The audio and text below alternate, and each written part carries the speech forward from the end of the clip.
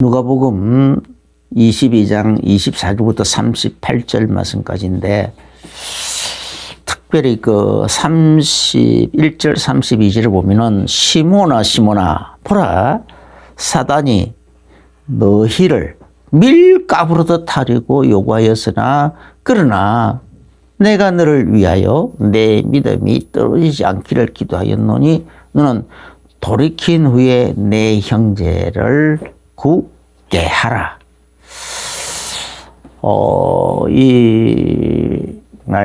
내가 볼 때는 이 말씀이 오늘 참 중요한 핵심입니다. 이 말씀을 중심으로 오늘 말씀을 전가하도록 하겠습니다. 그래서 제목을 너는 돌이킨 후에 내 형제를 굳게 해라.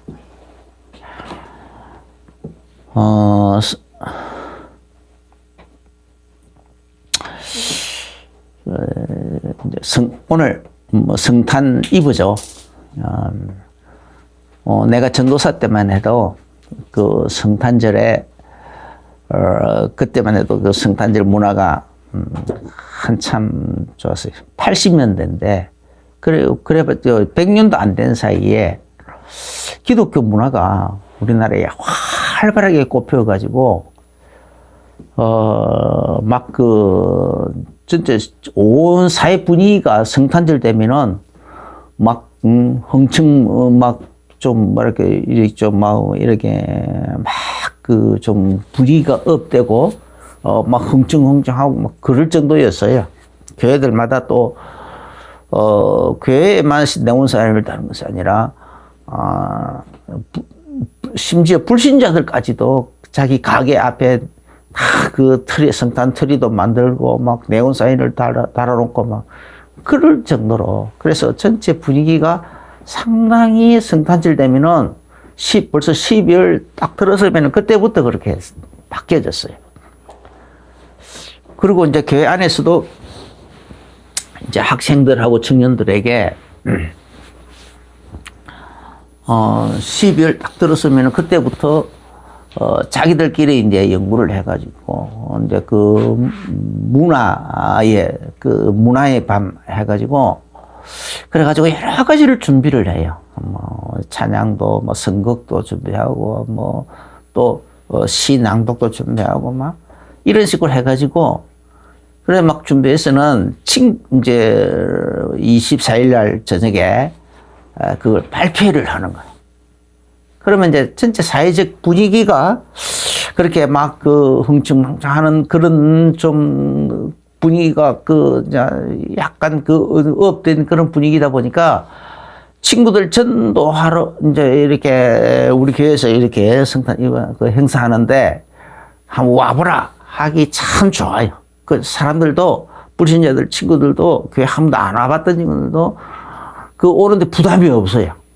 왜냐면 예배 드리러 오라 하는 게 아니고 그 문화의 밤 하나니까 거기 한번 와보라. 그래가지고 교회 오는 이제 그 테프를 끊기 시작하는 거예요.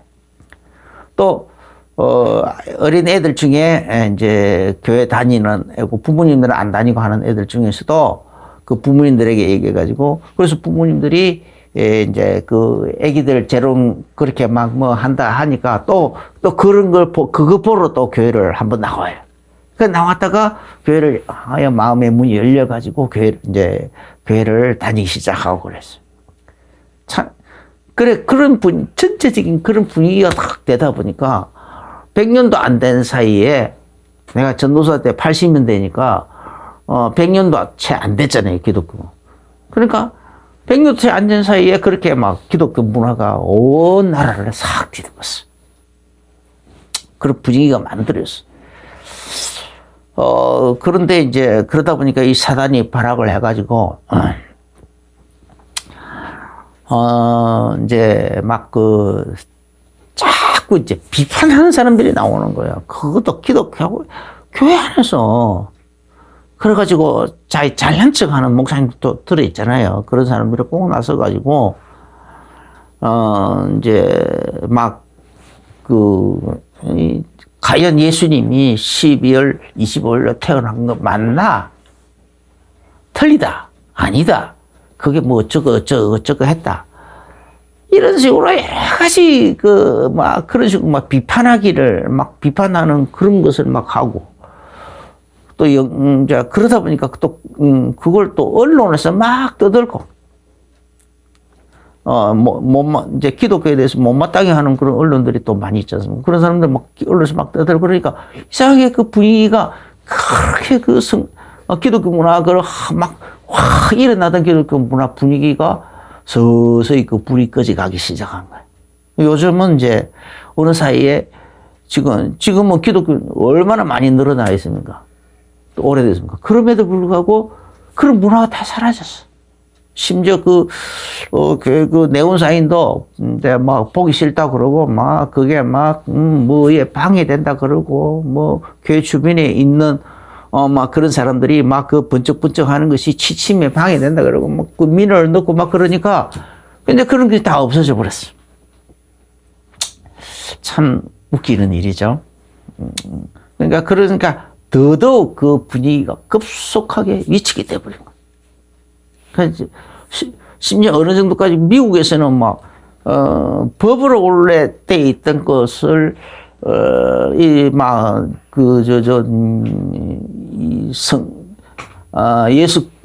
성탄절이라는 단어조차도 쓰지 못하도록 그냥 거룩한 날이라고 만세를 쓰도록 그리스도라는 단어를 없애버리고 그리스도 다른 종교에 대해서 크리스마스라는 그런 단어를 크리스마스라는 건 그리스도를 예비한다라는 뜻이잖아요. 그러니까 그 그리스도라는 단어 자체를 없애버리는 거예요. 그냥 거룩한 날이라는 거예요. 성일이라고 막 그렇게 얘기하고 학교에서 그냥 예수 그리스도 이름으로 기도하는 것도 금지시켜버리고 이런 분위기가 막 있어요. 그것이 또 어느새 이제 그렇게 되어버린 거예요. 우리나라에도 그렇게 들어와가지고 막 그런 정교교를 중심으로 또 남 비판하기 좋아하는 그런 사람들, 비판적인 그런 기독교에 대해서 약간 사팔뜨기 눈으로 쳐다보고 하는 그런 사람들을 중심으로 그런 분위기가 자꾸 확산돼가지고 어느새 막 그렇게 되어버린 거예요. 거기에 기독교인들이 져버렸어, 문화가.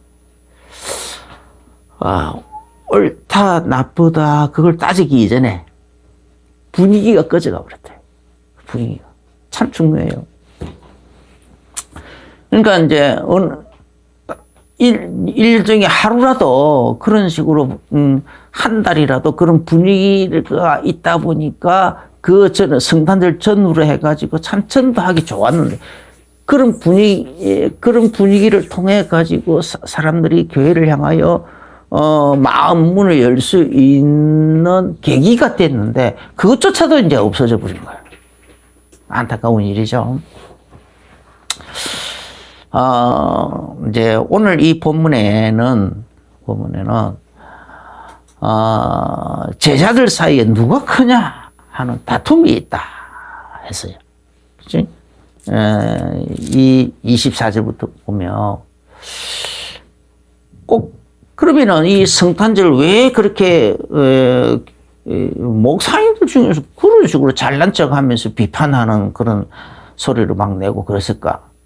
왜 그랬냐?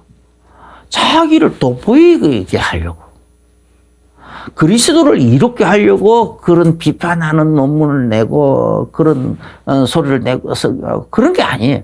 뭔가 그냥 밋밋하게 있으면 자기가 돋보이지가 않는 거야.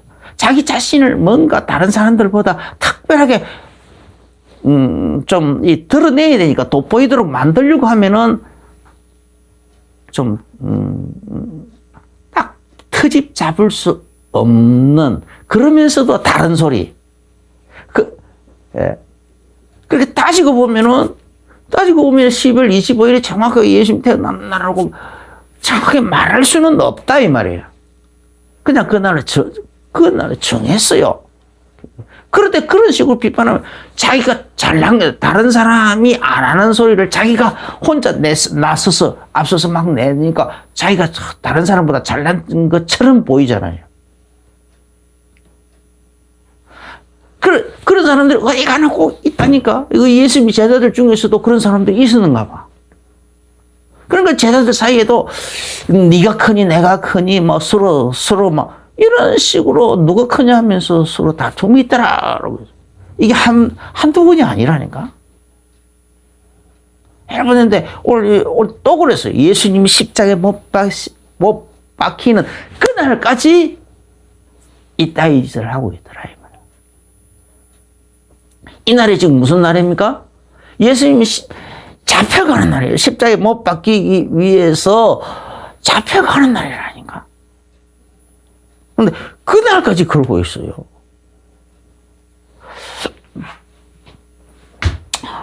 참, 그러니까 이제 예수님께서 27절에 예수님께서 나는 너희들이 나보고 하나님 아들이라 하지 않느냐. 맞다. 내가 하나님 아들이다. 쉽게 말하면 창조주다. 또 온 것을 다 다스리고 있는 대주관자다. 천지 만물을 다스리는 대주관자다. 그래서 그 증거는 바람과 파도도 막 꾸짖어서 잠잠케 하고 막 하늘에서 만나를 500이 열어 5,000명을 먹이고도 남는 그런 역사도 이렇게 막 그런 거 너희들 보았지 않느냐. 귀신을 쫓아내고 병든자도 고치고 죽은 자도 살리고 그렇게 봤지 않느냐. 그런 엄청난 그러니까 하나님의 아들로 창조주로 또 이 세상의 대주관자로 그리고 거룩한 그런 어마어마한 거룩한 그런 존재인 내가 지금 너희들을 섬기고 있지 않느냐. 어느 정도로 섬기느냐. 내 살을 찢어주고 피를 흘려주고 목숨을 대성물로 내어 주기까지 너희들을 섬기려고 하지 않느냐. 그래서 내 아버지께서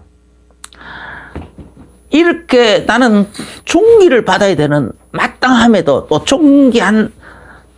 원래 존귀한 자였는데 그런 신분이었고 그런 또 능력이 존귀를 받을 만한 능력도 있고 했음에도 불구하고 도리어 내 자신을 낮춰가지고 아주 낮춰가지고 너희들을 섬기는 일을 지금까지 해왔지 않느냐. 그런 자리에 내가 왔다.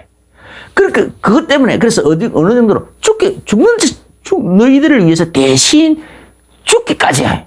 그런 식으로 내 목숨을 내주어서 대신 섬기는 그런 자리까지 내려왔다. 그것 때문에 아버지께서 나라를 나에게 맡기셨다. 나에게 맡겼다는 거야. 그럼 마찬가지로 나도 너희들에게 다시 내가 내 나라를 너희들에게 맡기려고 하는데 왜 맡기려고 하느냐? 내 모든 시험 중에 너희들이 함께 있잖아. 그럼 마찬가지로 너희들도 나처럼 나를 본받아서 섬기는 자리로 낮아져라. 서로 섬기려고 해라. 그래서 누가 더 낮아진 자리로 가서 섬기느냐에 따라서 내가 그에게 그 상을 주리라. 이미 예수님께서 몇 차례 말씀하셨죠. 내 좌우편에 앉는 건 정해진 것이 아니다. 내 십자가를 지고 내 잔을 마시고 그런 사람에게 주겠다. 그렇게 하셨거든요. 그럼 그걸 다시 강조하는 거야. 그래서 너희도 내 모든 시험의 날 동안 함께 했은즉 나도 내 나라를 너희들에게 맡기려고 한다. 그래서 첫 번째는 내 상에 앉아서 함께 먹고 마시게 해주겠고, 좌우편에 앉는 건 누군지 모르지만 어쨌든 한 상에 둘러앉아서 먹고 마시는 자를 해주겠다.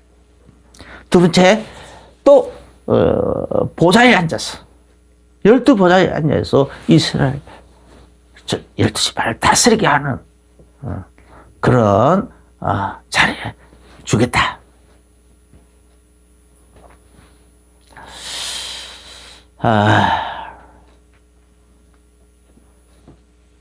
28절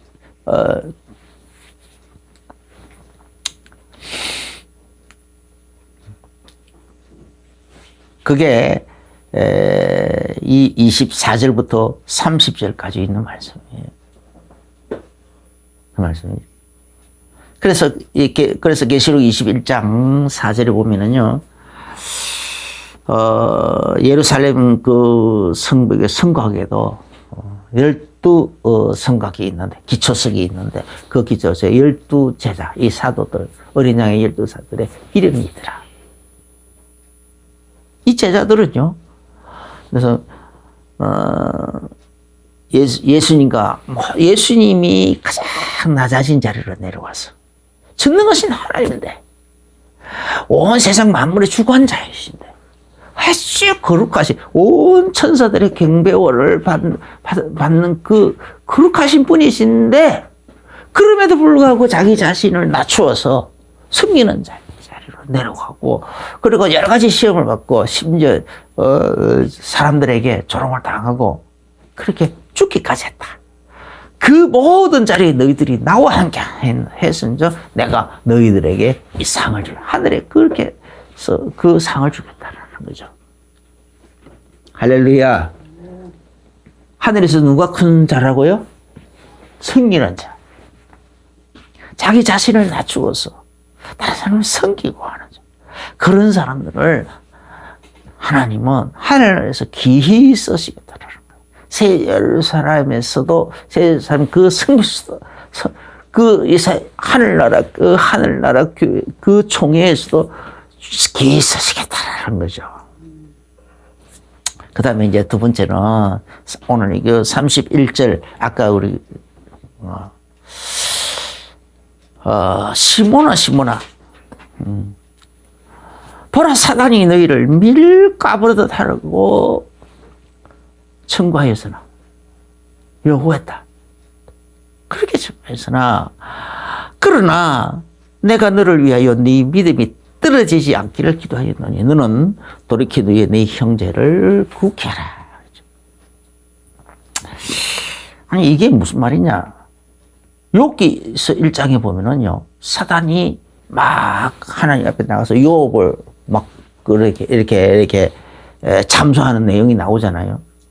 하나님이 욥에게 너무 많은 물질도 주고 건강도 주고 뭐 많은 자녀들 화목하게 해주고 다 잘난 자식들, 미끈미끈하게 잘난 자식들이 그렇게 막 잘난 아들, 딸들을 막 잔뜩 주고, 그럼 뭐가 부족해서 하나님 경영 안 하겠습니까? 그렇게 잘하고 있으니까 하나님 경영하는 것이지, 그거 한번 뺏어 보십시오. 당장 하나님 요구할 겁니다. 그런 식으로 참소를 하더라, 이 말이야, 참소를. 마찬가지로 이런 식으로 참소를 하고 있다.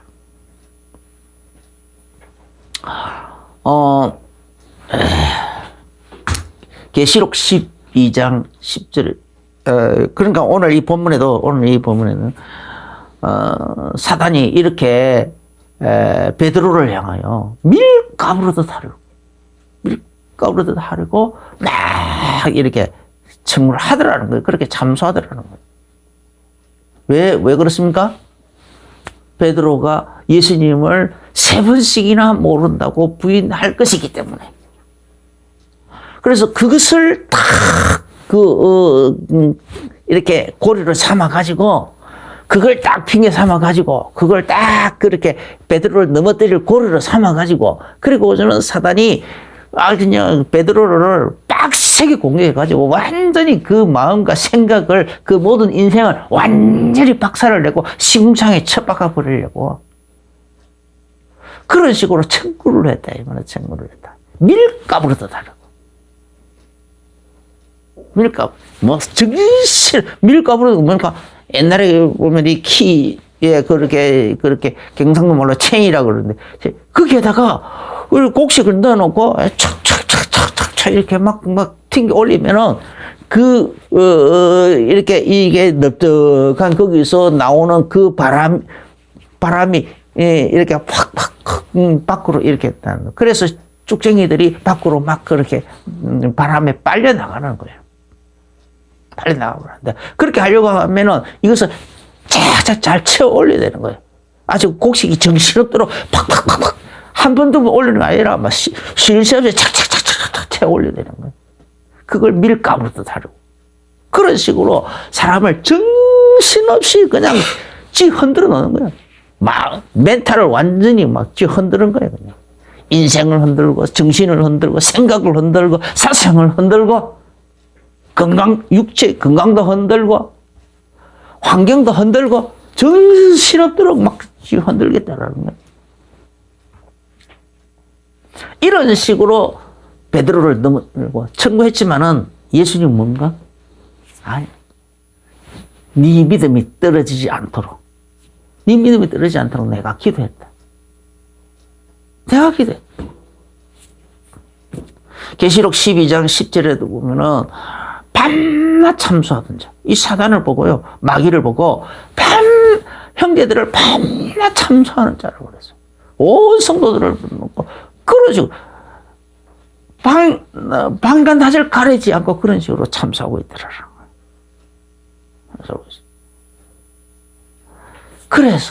그래서 예수님께서 그런 베드로에게 그러면은 로마서 8장 34절인가? 예. 로마서 8장 34절에 보면 예수님께서 우리를 위하여 중보기도 하고 있어요. 우리를 위하여 죽으실 뿐 아니라 하늘에 올리고서 하나님 보좌 우편에서 우리를 위하여 강구하시는 자신이라. 예수님이 우리를 위하여 중보기도를 하고 계십니다. 모든 사람이 하고 있는데 그 하는 모델이 오늘 이 본문이란 말이야. 베드로.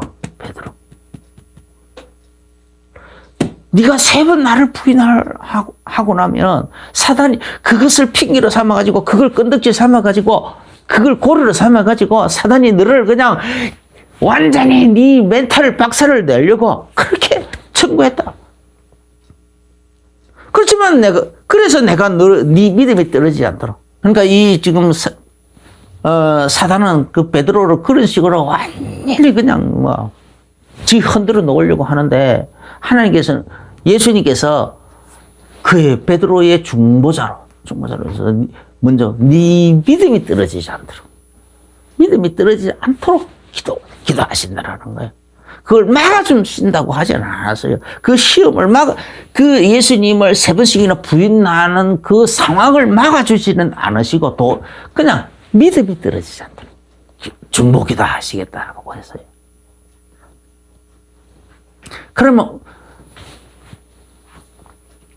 그리고는 돌이킨 후에는 32절에 보면 네가 돌이킨 후에는 네 형제를 굳게 하라. 돌이킨 후에는. 그러면 그래서 나중에 돌이킨 처음에는 막 멘탈이 붕괴돼가지고 예수님이 네가 달 굴기 전에 3번 나를 부인하리라는 이것이 생각나가지고 막 나가서 막 방송내가 통곡하고 울었다라고 돼 있잖아요.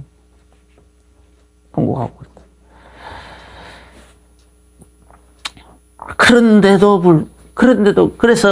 그랬지만 그 믿음이 떨어지지 않도록 예수님이 중보기도 했기 때문에 베드로는 끝까지 더 이상 넘어지지 않고 오히려 도리어 정신 바짝 차리거나 제자들을 모아가지고 사도행전 1장 14절부터 이래 보면은 제자들을 모아가지고 마가다락방에 막 모여서 기도회를 주도했어요. 네, 기도회 우리 모여가지고 여기서 기도하자. 찬양 기도에 힘들죠. 그래서 기도회를 주관하고 그런 가운데서 또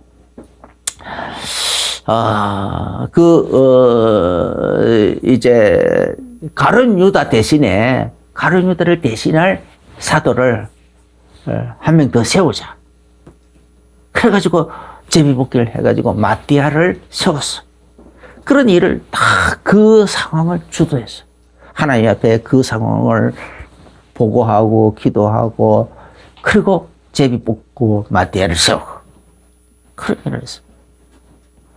그리고는 또 사도행전 2장에 보면은 성령이 임하고 난 다음에 막 사람들이 궁금해할 때 모여가지고 도대체 이게 뭐냐, 새술이 채냐 어쩌냐, 그래 사람들이 모여가지고 막 그들이 소리 높여 막 방언하고 막 찬성하 그걸 보고는 사람들이 궁금해할 때에 이제 베드로가 베드로와 요한이 일어서서는 베드로와 11사들이 일어서서 다 그것을 설교를 하는 거예요.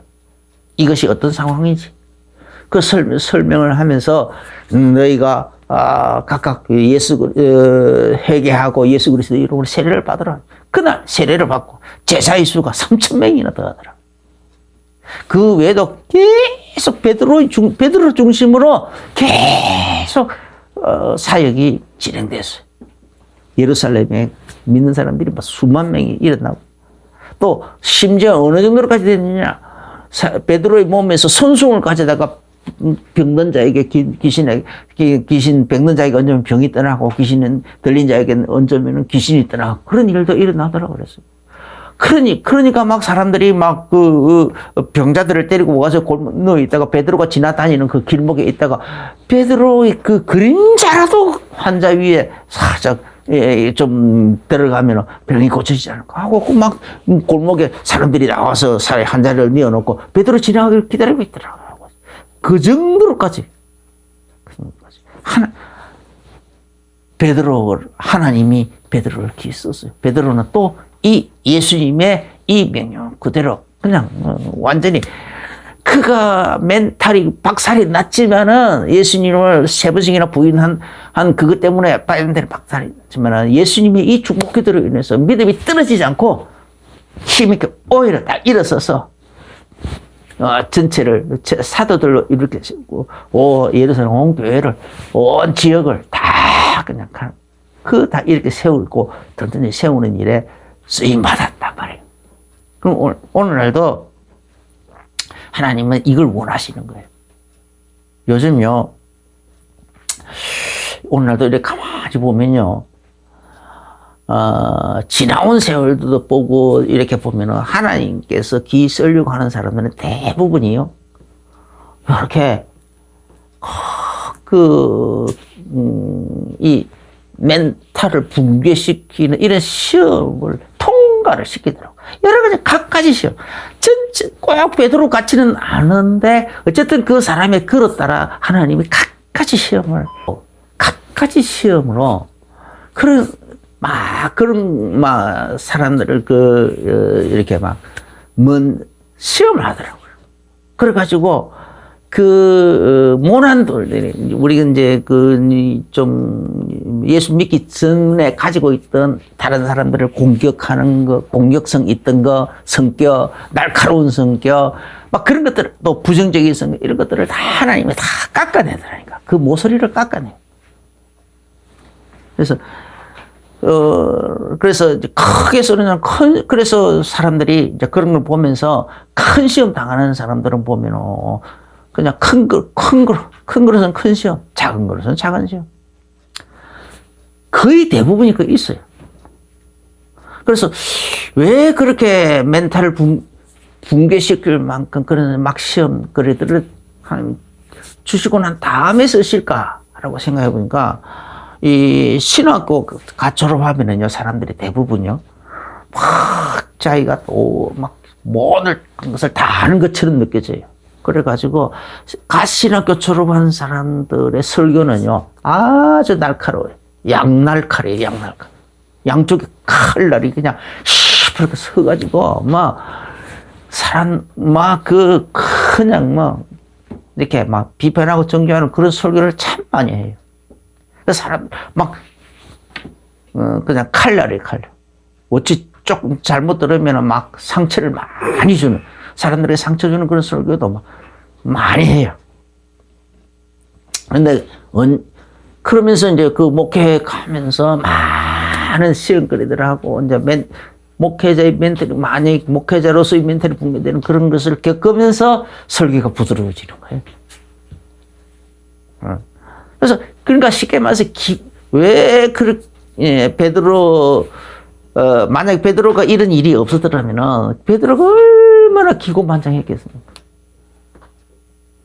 사도 바울도 얼마나 그 배경이 뛰어나냐고요. 그런데 사도 바울이나 베드로나 다 하나님이 크게 쓰시다 보니까, 크게 쓰시는 그릇이다 보니까 이렇게 완전히 그 멘탈을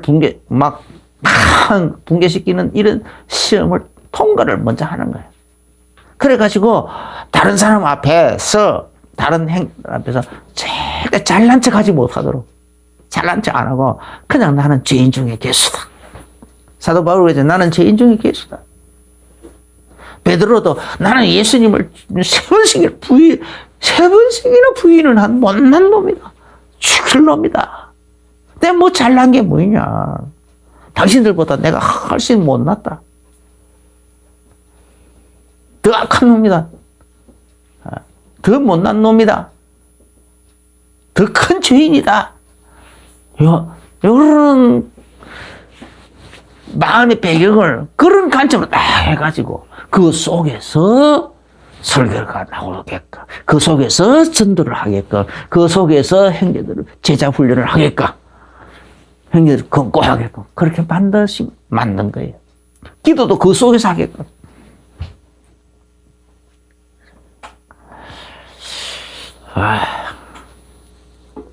그러니까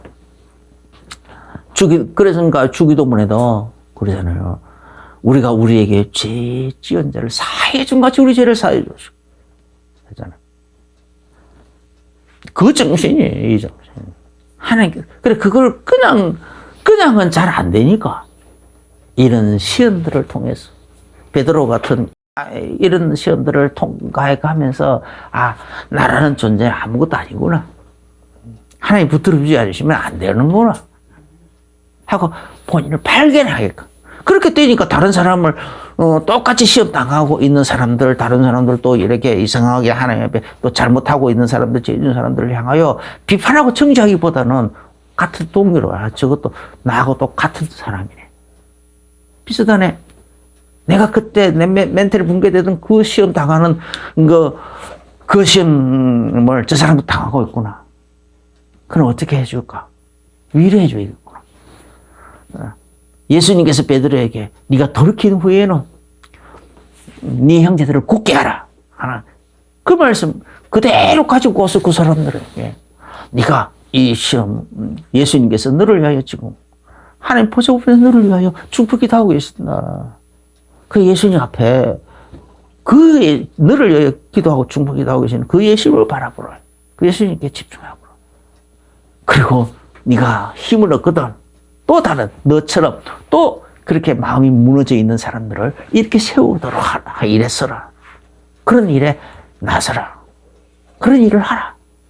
그렇게 권고할 수 있는 거예요. 그게 제자 훈련이란 말이에요. 이렇게 승리하게 되시고 예수 이름 축원합니다.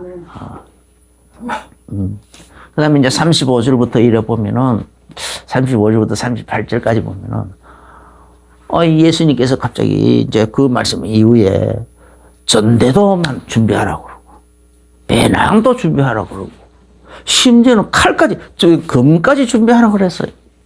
왜 그럴까? 37절에 불법자의 동료로 여김을 받았다 하는 그 기록된 말씀, 그 말씀이 성취될 때가 됐다. 지금부터 예수님 십자가에 못 박히는 그때부터 그 말씀이 성취되고 있을 거다라는 거예요. 그러면 그래서 실제로 그 이후로는 끊임없이 복음을 전하는 현장에서 핍박이 일어나고 박해가 일어나고 심지어는 순교까지 순교 당할 수밖에 순교를 당하는 그런 현상까지 일어나고 그런 것이 끊임없이 일어났어요. 그럼에도 불구하고 전대를 준비하라는 거예요. 예수님께서는 그렇게. 그러니까 이제 그런 분위기 속에서도 전대를 준비하라는 말은 자비랑 선교를 하라는 거잖아요. 그죠? 교회 개척도 그러니까 자비랑 선교도 하고 전도도 하고 선교도 하고 자비랑 교회 개척도 교회 세우는 것도 자비랑으로 다 하고 다 하라는 거예요. 그러니까 스스로 돈도 준비하고 이렇게 전도하고 선교하고 교회 세우고 하는 이런 일을 할 수 있는 돈을 스스로 준비하라는 거예요. 스스로. 이것이 대원칙이죠. 대원칙. 또 스스로를 보호할 조치를 취하라는 거예요. 칼이면 칼. 아니면 뭐, 조직이면 조직.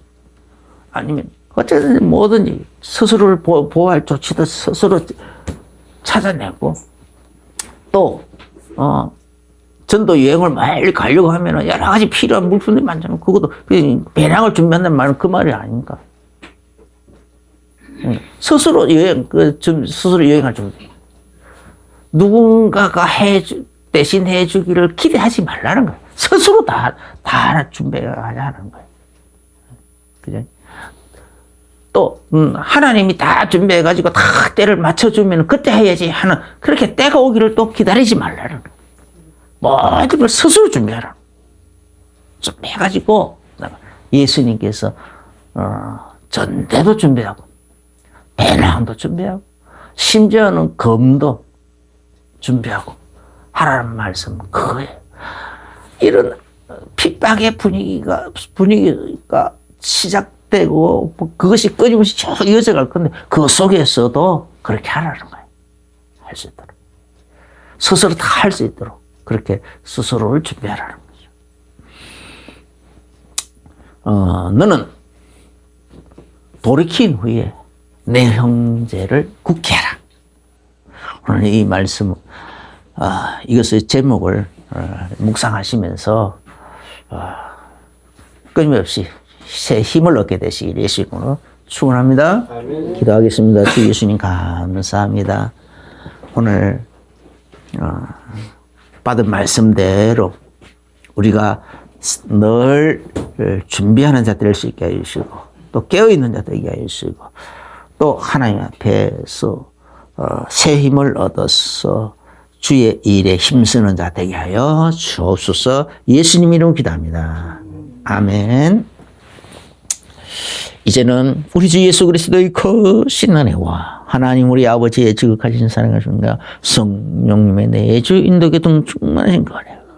오늘 말씀을 받으면서 오늘 아멘으로 하다 보면 마음의 중요한 결론과 결들을 나가는 모든 분들에게 이제로부터 영원까지 항상 함께 계실지어다. 아멘. 아멘.